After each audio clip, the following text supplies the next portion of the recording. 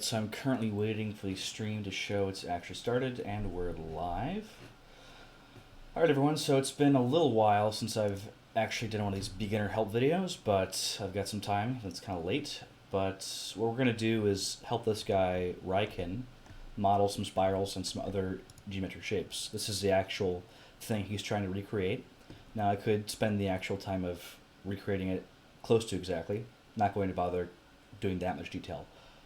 What I'm going to do is I'll show you two ways to make the spirals. I'll show you how to make these kinds of shapes and this shape. And I'll kind of play around with curves, and we'll actually do some very basic material type stuff and maybe setting up a render. So all that preface out of the way, I do want to give credit to Tricotu. His method of doing this is different than the first one I thought of, and his is in fact significantly better, albeit it might require an extra 20 seconds of work maybe.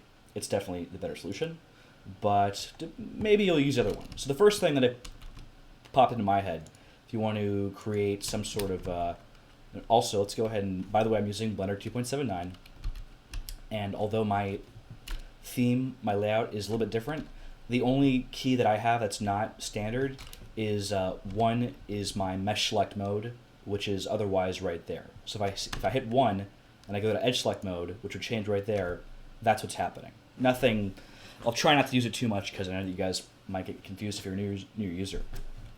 So anyways, the simplest way perhaps is I'm just going to press Control R to make an edge loop, and of course I've created a flat plane. I just Shift A, create a flat plane, tab in edit mode. I've pressed 5 to go into ortho view, and I'm at the top view, right? So I'm perfectly on the top view.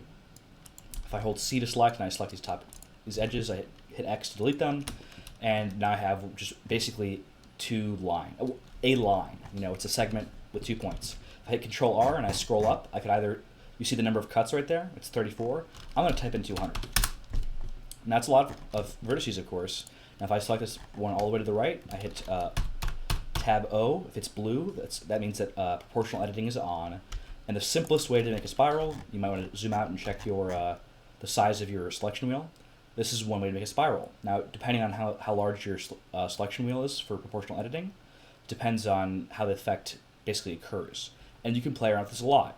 Now, this actually works pretty well. So why did I say that it's not as good? Well, because you can't really non-destructively change it, and you don't have the same level of control.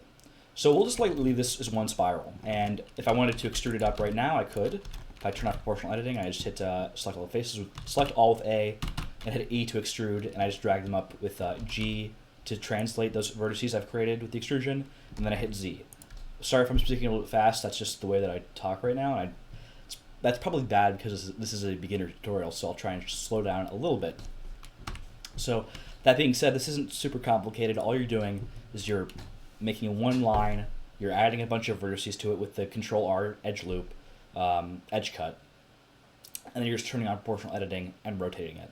You could also play around with scaling it. So if I select the very center edge and I scale it down, you know, that can create some interesting effects if you wanted to do that, depending of course on whether or not you select both the top and the bottom. Would it change, you know, if you wanted to have the bottom end scale inwards, that would be potentially a cool thing you want to do. Maybe you want to have the top one scale inwards. So that way it becomes sort of a cone shape, not just a spiral, right? So that's something to keep in mind. Anyways, the better way to do it, if we just go ahead and move this guy off there. Let's go ahead and have our cursor to the center, and let's go ahead and create let's do a plane. And well, we could either do a cube or a plane, either will work. Let's do a plane in this case. So I'm going to just repeat this process of giving myself just a flat line, right? And also we can't see that thing because in the vertical view, if it's not selected, because it has no thickness to it. So just to maybe not cause confusion, I'll just add a solidify modifier to it. Can't speak tonight. Anyways, so to create our little spiral, let's go ahead and add a modifier. We'll add the array modifier, and we'll just put the count, so let's say 30. And we're going to create an empty. And actually, we might want to use something more noticeable. Let's do some arrows. So now what we're going to do is set the object offset to this empty. And we could rename it for under the items tab, or the object tab, to make it simpler to find. So if I just had find me, this would show up perhaps more easily under object offset if we didn't already have it selected. Anyways, now if we rotate find me, you can see how this offset affects the array. And we can change it. And this is not a spiral, obviously. But let's say we scale it a little bit, or we rotate it, like, let's say 30 degrees, and then we scale downwards. Nothing really, but now that we've scaled it downwards, when we rotate it inwards, it becomes a spiral. So if I undo all that, if I rotate it in a lot, and then I scale it inwards, it becomes sort of a spiral. And again, this is not my method. This is credit goes to Chikotu, or however you pronounce his name, for that. So this is very nice because you can adjust it as much as you want later on, and you can also do some other cool things with it. So let's go ahead and just scale it inwards a little bit, make more of a spiral. And so what you have to do to actually turn it into a spiral is turn on merge and turn on first last, and just increase the distance a little bit. And you can kind of get it to work like that. And you might want to add a subsurf modifier to make it a little bit smoother. And if you try and play around with it, you might mess up parts of it, depending on the scale of it. But you do have more ability to alter it as you go. And just bear in mind that if you're going to rotate the entire thing, you have to also rotate the empty. If you only rotate one of them, you're not going to achieve the effect of just moving the object around, right? If I just move this and not the empty, it doesn't move around as you might hope. Anyways, let's go ahead and just add a little bit of modifier to it at the end, which probably doesn't work as expected because it's sort of weird right now. And now it kind of does what we want it to do. Perhaps a bit too tall. Now, the other shapes that we saw there, if I can pull up that tab, the other shape that we saw were these sorts of teardrop shapes and this kind of curved one. And these are actually really simple to make. Far easier than spirals, I'd say. So what you can do is just go ahead and go to curve and add a path. And we're gonna, in this case, we're just gonna pull this one out with a hit G to translate this middle vertice. When you start a path, you have basically 1, 2, 3, 4, 5 points. Let's select the center one and just pull it out. And then if we select these two ones and we pull them out as well. And then if we select these also, these two at the very outside, if we hit S, X, 0, now it's scaled all the way down. Now it's not quite the tier shape that we want. So if we just go ahead and pull these guys inwards, and now we're starting to get the shape that we want, right? Now, of course, these things would be bounded probably by other shapes that are curving. And for those types of shapes which don't have to be perfect, you could also use a Bezier curve. Now, if you're going to make a Bezier curves are usually fantastic for curving shapes. To make a perfect spiral, I wouldn't generally recommend it. It would probably not turn out great. But if you want to kind of just make some general curvy shapes to border these kinds of spirals and your other geographic shapes, or not geographic, geometric shapes, this would be perfect for it. And then you can just go ahead and hit Alt-C, convert it to a mesh, and that way you could extrude that upwards. And if you have to adjust it, you could then use proportional editing, hit O, and make sure you select both the top and bottom vertices, otherwise you're going to kind of tilt it in a way that you might not want. And yeah, we're just rotating it, scaling it with R and G, and then we can do the solidify modifier. That's how you can probably do these boundary shapes, which would be right here. So like these kinds of edges, right? Like you could just also do a line of vertices and do proportional editing, and that would work pretty well as well. So I'll show you that. I guess I kind of expect you guys to know, but maybe you won't. So let's just do that again. Create a plane, add an edge loop. Actually, we could just delete these two bottom faces, and now we have just a line of edges. And if I do Control R and I do some edge cuts, and I just like to do it 100, I could do O for proportional editing. I could start dragging it out. I could start rotating it, and you might be able to make some sort of boundary shape with this, depending on exactly where you started. Maybe this is like an appropriate shape. Maybe I wanted this to kind of be this sort of boundary. Who knows if you want to pull it out. And then what you're going to run into is probably you might run out of geometry, which I guess I could just go ahead and extrude it again, add a bunch of edge cuts, and then I can start pulling out again. And that's one way to kind of do these shapes. You might end up with some odd transitions. Bezier curves would probably be better for these kinds of boundaries. So I've already showed you how to do the tier shape, and adjusting it is pretty easy. But let's go ahead and make like the NBC logo, right? This is kind of like what they're doing right there. And it's similar to, let's go ahead and pull it up again. Again, it's this sort of shape right here, right? And if you don't like how maybe it's too large at the base, we could just go ahead and like duplicate it and move it over. And let's go ahead and we could change it one of the best ways to add more control is to add more vertices. So if I select all these guys and I subdivide them, of course it changes the shape, but it gives me more control. So if I want this to be sort of tapered, let's turn off proportional editing. If I wanted to taper this, I could scale it down to the x-axis, and now it's sort of a tapered shape. Now you might not want that. I think it looks kind of cool, but it's not quite the teardrop shape that we had earlier. This is, I think, looks a little bit better. So we could just go ahead and, rotate that over and do whatever. Now, of course, if you wanted to do it in exact degrees, you could do Shift D to duplicate, and then R, and let's say you could do 15 degrees or 45 degrees, whatever you wanted to get an exact rotation. So this is actually a pretty simple shape to make. It's basically a path, and you can start making adjustments. And the last adjustment I'll show you how to do is sort of the curving tier. Tier as in T-E-A-R. If I just go into proportional editing and I just drag this over, you can see it kind of curves, but if you also rotate it, that can give you more of a shape that you want. And if it's kind of not as fat as you want it to be, you can just pull these guys out a little bit.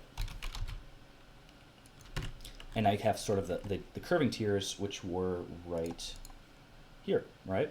So you could definitely play around with the proportional editing, and it's fairly simple. I think you guys could probably figure out how you could duplicate to these flower type shapes, but just in case you can't, let's go ahead and, now that we have these three guys, maybe I could scale them down, and maybe I could just do Shift D, rotate them like, what is this, like 112 degrees, and maybe just like this last one. It's overlapping a little bit, which isn't fantastic, but it'll work. So we can just, Control J, select all of them with C, Control J to join them in an object, and let's do Alt C and do a mesh, and extrude them upwards. And now they're actually a shape that we would want to use and solidify them. And that works pretty well. You can change the thickness, of course. All right, and so again, for the last teardrop shapes, you could do all sorts of things. Maybe you wanted to have some sort of kind of dragging out all of them in a weird shape. Let's do that last. So if you wanted to kind of pull them out more, let's just select the center area. I'm going to do S0, so they're all in the same spot, this center point. And I can do proportional editing again, and kind of pull them all out and rotate them. And now you get sort of a little bit too dramatic, actually. And that's kind of more of a pulling out that way. So you can see how that's really powerful. You can do all sorts of shapes with that. It kind of looks like the that emoji that people use, the teardrop one, if you guys are familiar with that. Anyway, so now that it's actually a mesh, well, actually, it's not a mesh. If you hit Alt-C, make it a mesh, we can extrude it upwards, and let's go turn off proportional editing. And that's pretty much all you would need to know to make the actual model. Now, of course, mine doesn't look as good because I haven't been trying to kind of do the nice boundaries and all that stuff. It looks really good, actually, despite being a fairly simple model. So to apply some materials to it and also the shading, let's go ahead and do some smooth shading to all these guys. They look better. Now, what you might notice is the edges don't turn out quite so nicely. And especially to be more clear if the thickness is larger, like what is this edge happening here? If you add an edge split modifier, this will basically work fantastic in this case. Let's go ahead and do a smooth. Let's go ahead and smooth shading, and let's do an edge split modifier. The edge split modifier, it separates the smoothing groups based off of the angle. So if I do a really low angle, every face is treated as a separate smoothing group. If I'm not going to go into a huge explanation of shading, I actually have a separate video on that, which I think is pretty good. So if you want an explanation of shading groups, which are super important, you cannot make, well, you're going to be very hampered in your ability to make nice looking objects if you have no idea what's going on with smoothing. It's just going to look weird. And I had a problem with that for a long time. Another option is just, if you increase the subsurf a lot, it could, also help the shading, perhaps. If you subsurf enough, it kind of just looks like smooth shading to a certain degree. That's not how you should do it, but I guess that's one way you could do it to try to do it. And so now if we wanted to start assigning materials, it'd be fairly simple. One thing I'll show you is not only how to assign a material to an object, but how to assign a material to different parts of an object, the same object, right? So we'll just do simple. If we wanted to make a new material, we could just go here. Now if we wanted to open the node editor and do some fancy stuff, it's kind of scary, but let's go ahead and just go over. We left click and drag to create a new window and open the node editor. And now we have a very extremely basic material. All this is it's a very simple color. If I open Cycles Render, and hopefully it works. I wonder if my HDR has actually loaded in. It has. Fantastic. Great news. So I have a tutorial on how to load an HDRI image as a lighting source. They're faster, and they generally give you nicer results than just a simple light.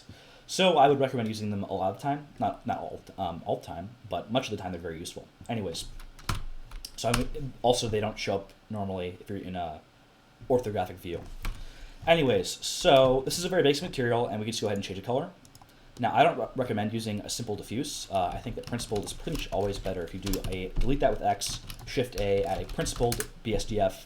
It's a very nice node setup just by default in Blender, and it allows you to do some very fun stuff. If you want to have a metallic node, and I'll go ahead and go out of ortho view. It kind of reflects nicely, especially if you lower the roughness.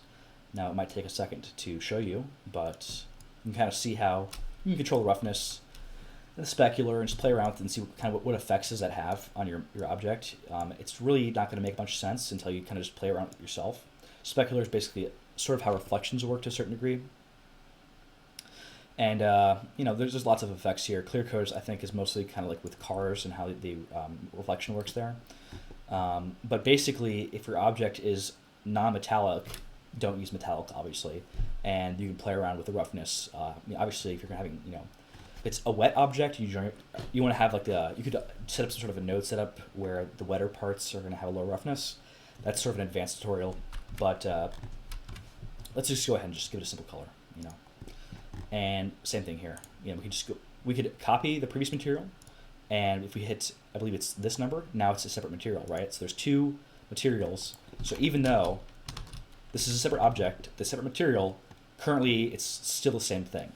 Now, if I have material 1 and I change it, it affects both objects, right? So if I make it blue, now they're both blue. If I have material 2 and I change it, it doesn't affect material 1 as you would expect. And so you don't have to use the node setup to assign simple material. You could simply just, even right here, you can actually select the principled BSDF shader, which again is sort of photorealistic. Well, I say sort of. I'm actually not really an expert on that at all. Anyways, I'm not qualified to cast dispersions on it. So, anyways, we can just give it a random color, make it yellow, whatever. I'm sort of going for sort of a pastel color, whatever. And you could set this to whatever you want it to be. It could be translucent or transparent. You could increase the transparency if you wanted to. I also have a tutorial on how to animate these things. If you wanted to animate the transparency, I have a video on that recently. Anyways, this is pretty basic stuff, this last part. What I can't what's amazing, by the way, if you just rendered this, it wouldn't look so nice. But just adding a flat plane and leaving it as a background can actually significantly improve just the overall quality of your render, in my opinion. You probably want this to be, if anything, just have it overlap a little bit and just kind of scale it up a little bit. And one thing you can do, a very simple way to make a background, is this type of thing, where you just do this and do Control 2, and we could do some, either create some controlling edge loops like this with Control R and then SX to scale them outwards. Another option, if you don't want to waste geometry, would be, let's undo that, and let's go ahead and just select everything and do Shift E, but then it kind of removes the effect that we want, which is if we do Shift E, or actually let's go ahead and press N to open the properties panel and turn off that crease, and now we have sort of a crease shape. And we can control where the crease actually occurs. If we do Control R and move this edge loop over, you can see that it changes where the averaging of the faces is occurring. What the subsurf modifier does is it sort of averages edge loops together. So if I have a flat plane and I have one point in the middle pulling up, it sort of just averages things, smooths them out. Literally averaging is what it does. It brings things closer towards each other, essentially, as it creates additional faces. Probably the simplest way to explain this or get a good understanding of what the subsurf modifier does is if you have the icosphere, if you press Control 2, you can kind of see how where there was one face, there's now 4, and they're just moving towards each other. kind of hard to describe, but you might get a hang of it. Anyways, we don't need to worry too much about the background. And one thing, I'll do some camera work. If I do, let's go ahead and, where's my camera? Yeah, let's go ahead and delete this because it has some unusual constraints to it. So if I do Shift A at a camera, one thing I love to do is Control Alt 0 should bring your camera to where you're looking. Really useful. Now, one thing it took me really long to learn in Blender, sadly, is if you hit Shift F, you can kind of play around with the camera in first-person view. This is awesome. And this is the best way to pose a camera. And so I can move around with the A and D to strafe. I do S to zoom out, W to zoom in, and E to move up and Q to move down. Sort of an odd setup. It might not be the most natural thing in the world, but it is totally sufficient to get you any sort of angle. Now, I could just do a top view. Probably the best in this case, or I could try and get more of the background. In this case, I'm going to go for top view because that's most appropriate for what we've made in this case. And so now if I do just F12, it starts rendering, and let's see what my render settings are. I'm going to do, let's just do 50% resolution, that's fine right now. And I could change the sampling, so if I find it's too blurry, I could go ahead and turn up the samples to, let's say, 200. I could also do some denoising. And where is that? Denoising, they're right there. Which would have a drastically different effect. In fact, I could turn down the samples, and it'll look smoother if denoising isn't enabled. In fact, it'll look too smooth, which is why during my tutorial on HDRIs, I tell you how to combine the denoised and the noisy image, which is actually not terribly complicated. So I'll just go ahead and throw that in this video. I believe it's under, if you go to the node editor right here, I believe it's under compositing, which is right here. And if you do use nodes, there is my noisy image. So if right now it's using the noiseless image, which now you see it's a lot smoother. There's no variation where you kind of was expecting there to be. And I could just go ahead and re-render without denoising, just to show you guys as a comparison. Look how smooth it is right now. If I turn off denoising, I re-render, let's see what happens. It's going to be much more noisy as you'd expect. You'll also notice that there's no more noisy image. This just is the noisy image.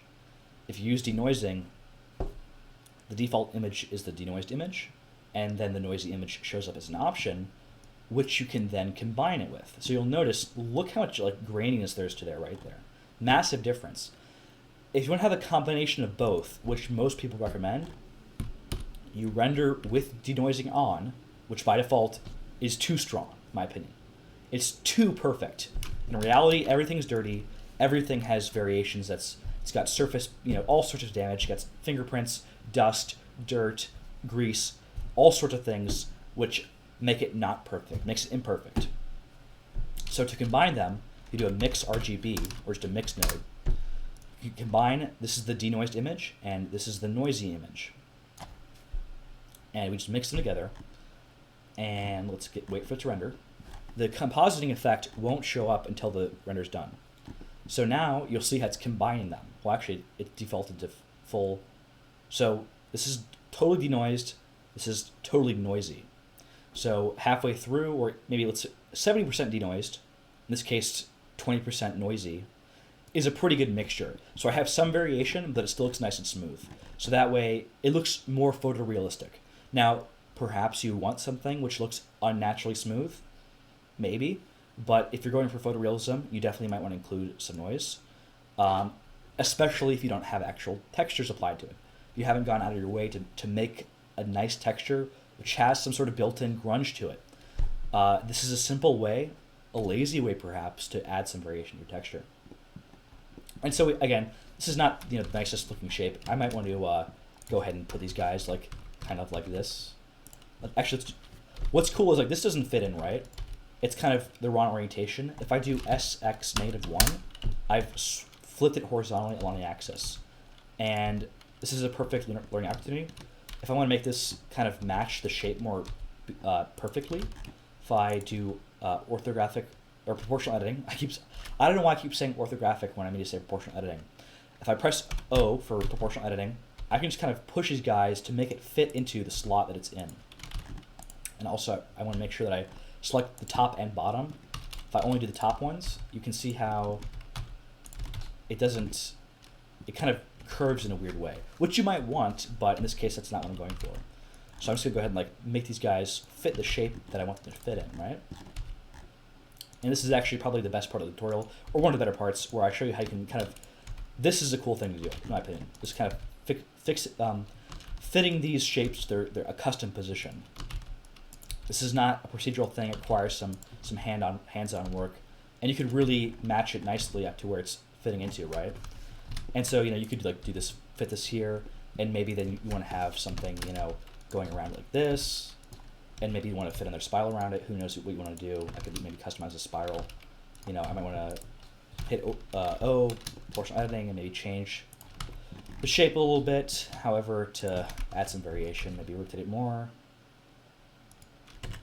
The spiral's sort of weird now, but again, you can sort of play around with it and get some nice shapes. And I realize that these guys are not yet extruded upwards, so let's just go ahead and shift, select all of them together, Control J, Alt C to turn these curves into a mesh, and extrude them upwards. I understand that I was going very fast right there, but I did explain it several times already, so if you're joining late the stream, you can always rewatch the other parts.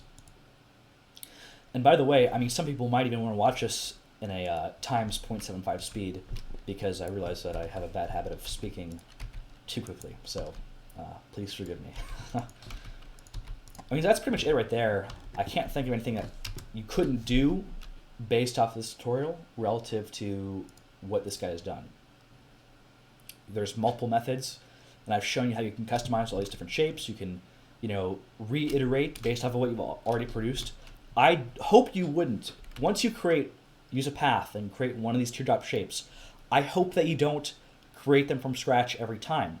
I would hope that you would Shift D to duplicate them in object mode, and then use proportional editing to change them. One thing to be careful of, if you're a newer user, it's better to duplicate these in object mode. So if I create, like let's say these 3 teardrops right here. If I wanted to duplicate another set of them, if I edit them, let's go ahead and finish rendering. If I'm in edit mode. If I Shift D all these guys and move them over, right? Now these are all one object.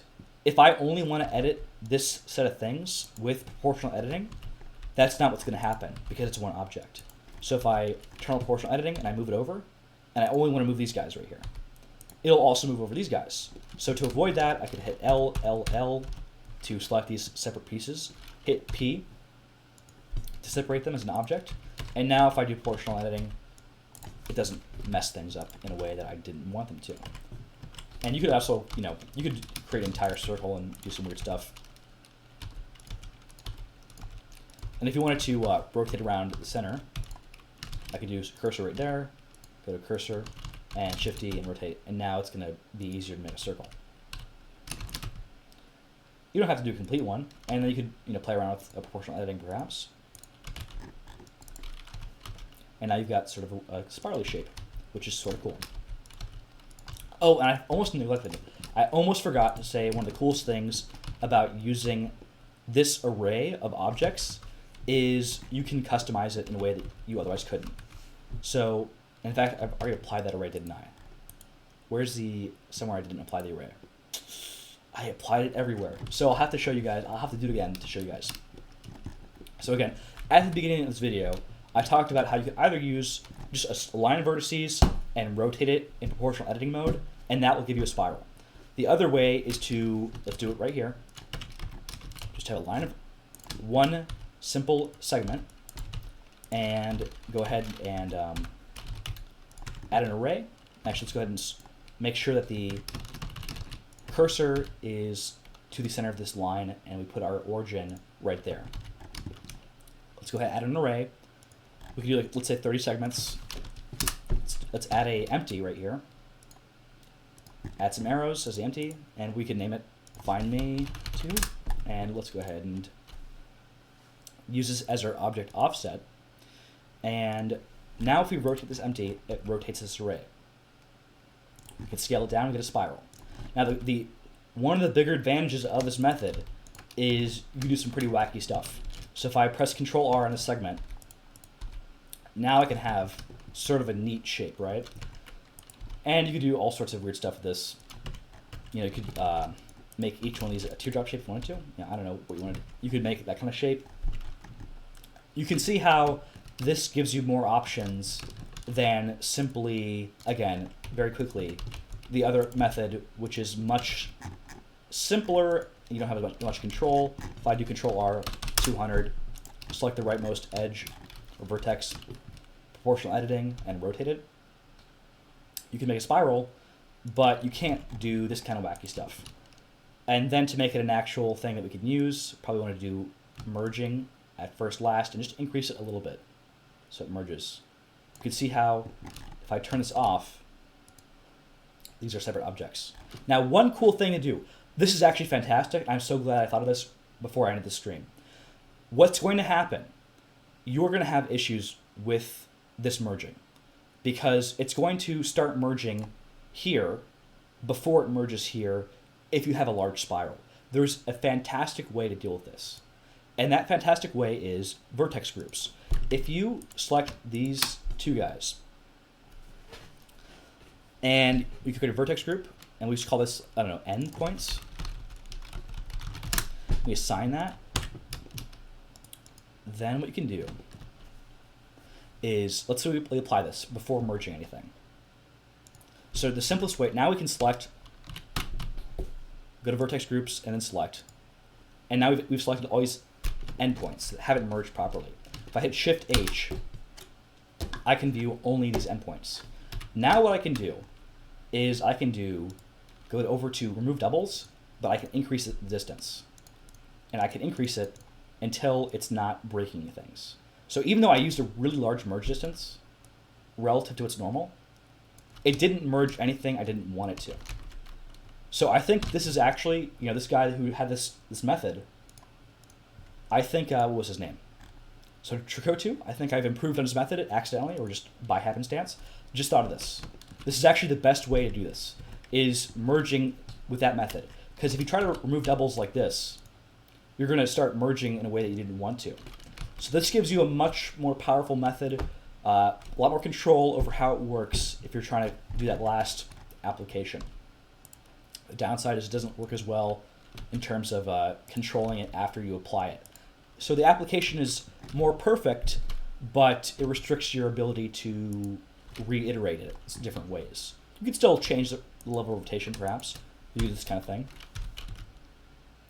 And you know, perhaps maybe you want this kind of effect, but you see how it's affecting things differentially. Like these spikes are maintained in the shape where these guys are bending out. Maybe you think it looks cool, but it's probably not an intended or predicted effect.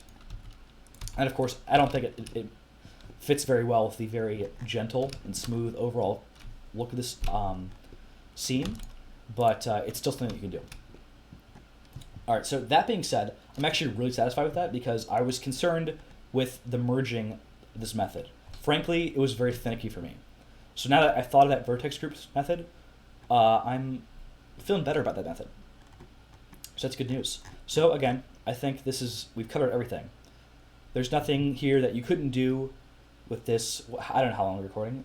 Half an hour? Okay. Well, this video is way longer than I intended it to be. But I guess that means I was thorough. Anyways, if you guys have any questions, feel free to leave a comment. But I feel like anyone who knows how to navigate Blender should be able to follow along, hopefully. All right, guys, thank you for watching. I think I'll do maybe one more stream, although it's kind of late. But I might do a low poly video today. We'll see.